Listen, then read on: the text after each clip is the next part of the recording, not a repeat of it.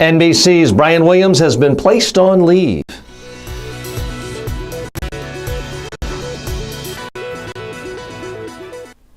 So folks, we're now into a new week regarding the Brian Williams controversy. For those of you who missed it, he fabricated a story about being shot down in a helicopter a dozen years ago in the Middle East, and it has come back to haunt him.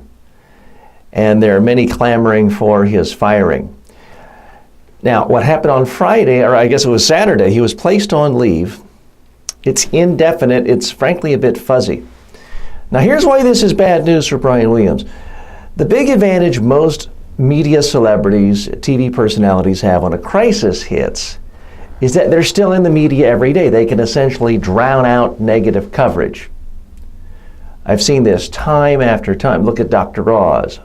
Look at John McLaughlin, Montel Williams. All of them have had big-time scandals swirling around them, yet they stayed on the air and they just sort of drowned out their critics.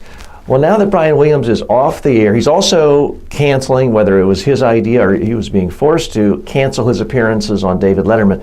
So he's now created an information vacuum. His side isn't getting out, and his critics have the playing field to themselves. That's going to allow them to define him in purely negative ways. Here's my prediction. If the suspension ends, he goes back on the air, NBC puts out a statement saying, while we're unhappy that Brian Williams got this story wrong, we still have faith in him. We don't think he did anything important that was wrong on his newscast, and he's still a good newsman. Then a lot of people are still going to be upset about this for years, but he'll continue to be able to anchor the news.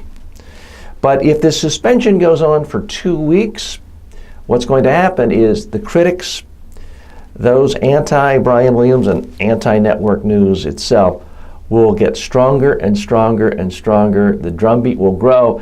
And at that point, I think it's likely we won't see Brian Williams back on NBC News.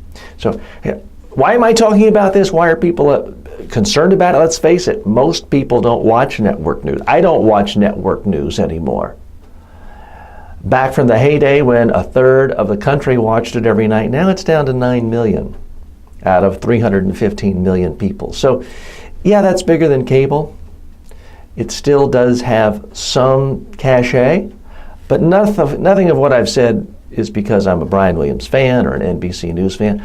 I don't particularly like NBC News, not because of any ideological bias, but frankly because it seems like an old boys club. It seems like the Skull and Bones Club. When you look at all the children of famous people who get fat contracts there, whether it's the Bush daughter, the Clinton daughter, Tim Russert's son, it just seems a bit too incestuous to me. Mia Farrow's son. There's so many people at MSNBC and NBC who are just part of an insider's clique that I find a bit of a turnoff. Anyway, we'll be continuing our coverage of the Brian Williams controversy because I do think it's an interesting case study of crisis communications. If you have crisis communications needs, give us a call here at Media Training Worldwide, 212-764-4955.